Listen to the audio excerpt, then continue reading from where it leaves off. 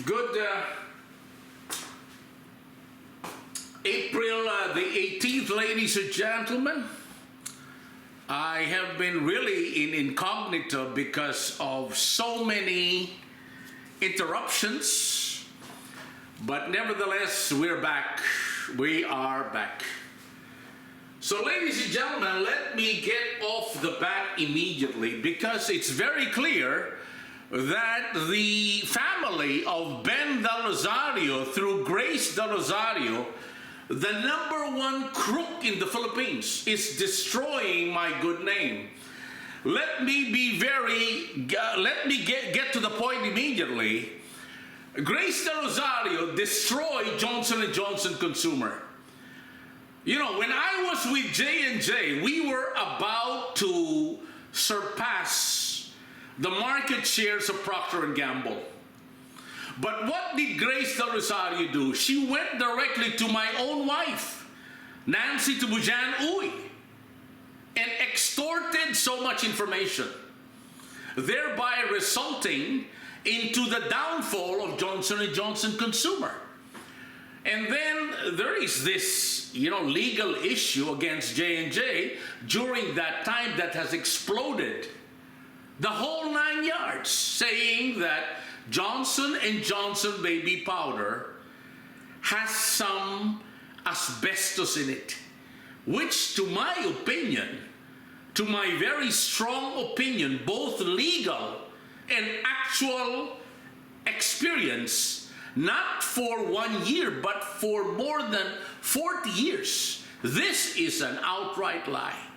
And I was telling Johnson & Johnson management then, through Ralph Larson, that this is a hoax. This is a planted bomb done by competition. The same thing what they did with Tylenol.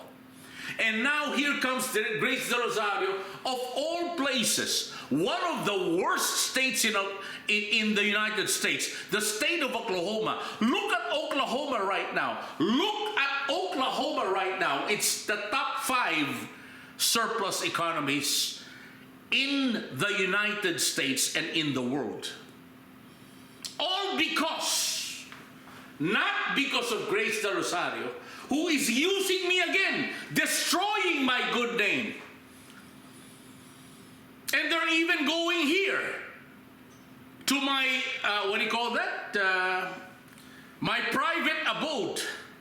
And would you believe they are even taping my voice? Why? Because they are afraid that finally the whole world will know that her uncle or her relative by the name of Benjamin Ben Del Rosario stole hundreds and hundreds of millions of dollars from 1967 to 1981 with the government services insurance system, thereby making the Filipino peso the #1 garbage currency in the world today. During the time of Diosdado Macapagal, the peso was 8 versus 1 to the dollar. Right now, it is hovering to the 60s. All because of her relative, the former executive vice president crook of GSIS by the name of Benjamin Ben Del Rosario. And that's why up to now the Philippines could not get back to its feet, because it is a terrible economy, and it's just sinking by the day. Because ang sinasabi ng mga kongresista, mga senador, bumbira naman si Ben Rosario, kami na mga inang bibira.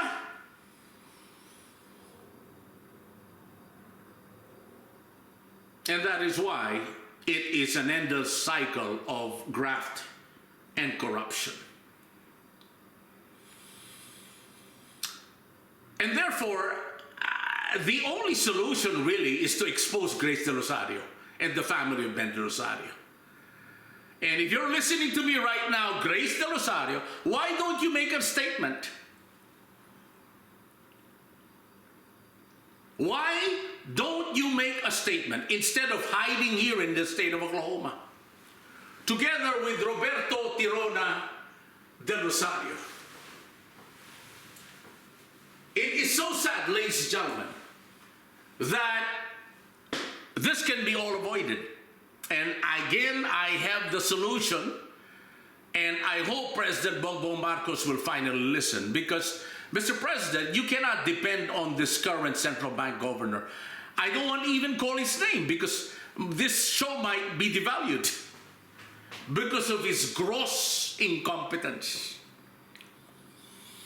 And therefore, to save the Philippines, I think the very first step, Mr. President, is for you to do a statesman's act. And that is to create a coalition government. Because the Congress right now is in the toilet because of what's happening with Zaldico C, or Zaldico, whoever he is wanting to associate with the Chinese community, who is really grossly affected. Very bad.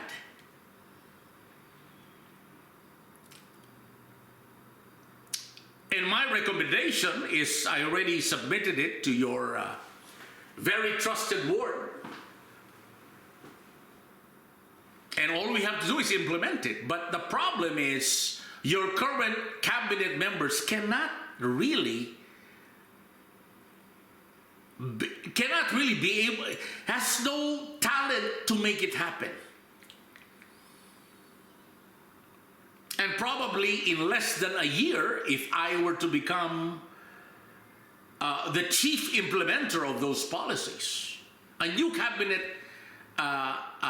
position, if I may, Mr. President, we can make it happen. From traffic, the economy, rice, electricity, and the list goes on. Because right now, on the central bank issues, even Hank Paulson is wanting to apologize with me, together with Ben Bernanke. Because I submitted the proposal to the United States government during that time, but they never listened to me. Only now. Only now. Hank Paulson and Ben Bernanke are simply all over me. Are simply all over me. And that's why on a statesmanship act, if I may, Mr. President, I would like to highly recommend your colleague, former colleague, when you were not yet president, the very honorable, very productive, ang tunay na makamasa, the great congressman from Caloocan, the gentleman, the real gentleman from Caloocan, Mr. EDGAR ERICE, as the next Speaker of the House, in order to regain back whatever credibility is left in the name of the Philippine Congress. Because if this will not happen, many will back out again, including Mitsubishi, including all of these Japanese associates, which is the last bastion of Philippine economic pillars. It's the last. Again, they are investing because of the seeds I planted in 1989. Alam ng mga Ayala yan, alam ni Andy Soriano yan, alam ng lahat ng mga siyan, alam ni Gokong Wei yan, alam ng buong Makati Business Club yan, at alam ng buong sambayanan na magagaling na Pilipino yan. Because I invested my very own blood, Mr. President. My very own blood, which I was, DOA sa Makati Medical Center. DOA, by the way, means dead on arrival. Dead on arrival. And the Japanese have gotten so much wisdom from me since 1989. We're talking about, 4 decades. Because I was telling then, the central bank governor, I cannot actually remember what year was that, but the bottom line is this: if we were to have a central bank policy similar to Japan, I'd rather have a Japanese deflation than a copycat of the American central banking system. Because what the Philippines needs really is an endless fusion of capital, infusion of capital, and fusion of other currencies. Complicated central banking. And as I was telling Hank Paulson and of course Ben Bernanke, if you find a fault, Mr. President,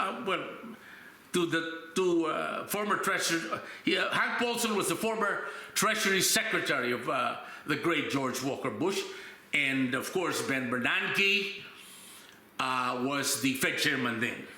I told them very clearly, succinctly, if you find any fault, any kind of innuendo, a lie, a shaky central bank policy, I will resign effective immediately as a U.S. citizen. I will submit all my papers and leave the country out of decency. However, if all my statements are true, without a doubt, I think I should become the next central bank governor, or Fed chairman for that matter. And even right now, Jerome Powell knows about it. Very, very new policies, better than the one mentioned with the connections we have in Uruguay. Much, much better. And it has nothing to do with Keynesian policies, macroeconomics, nothing whatsoever. It's all computerized. It all focuses in addressing immediately inflation based on a demand flow strategy. And even, I will not mention you the names, very famous economic theorists that we have in America say, oops, this guy really is making sense. Not because the color of his skin, but because of his ability to solve economic problems that have been there forever. And that's why I would like to address both the Philippine Congress and the American Congress right now. If you were to apply these economic policies, the deficit will melt. My estimate is half, about 16 trillion. Very fast.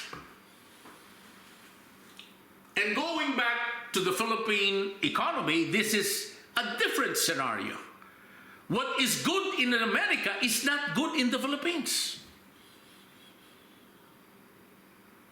And the only way to do that, Mr. President, is to regain back investors' confidence. And the first step to do that is to award, is to honor the honorable congressman from Caloocan, the gentleman, the real gentleman from Caloocan. Hindi ito mga Guzman, Guzman. Nakakadiri ang pangalan na yan. Mga saure. Nakakadiri yan. We're not associated with those animals.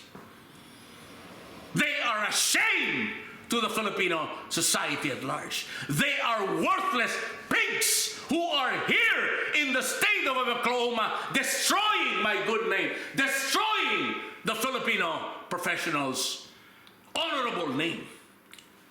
And again, I can prove that in the court of law, because if I will not, I will effectively resign as a U.S. citizen.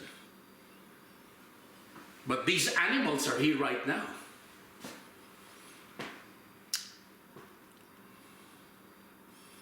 So, ladies and gentlemen, I'd like to end this broadcast because this is very crucial. We have to move fast. Mr. President, if ERICE will not be the new Speaker of House, it's all over. Because the confidence is no longer there. There has to be a person that can be trusted by the foreign investors. And certainly not the current DOF secretaries. Certainly not, Mr. President. There is no confidence whatsoever. In fact, the more you talk about these people, the more they laugh at your back. So, thank you, ladies and gentlemen. My next program will focus strictly on the United States. And to all my friends, this is what I can tell you. The more you listen to Gavin Bautista, the more prosperous you will become. Guaranteed.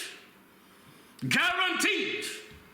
And my cell phone number is 405-503-8511. You can call me direct. And please subscribe on my YouTube channel, the Prosperity Channel, at Gavin Bautista, at Gavin Bautista Latest Updates 91.com. Thank you. Good evening.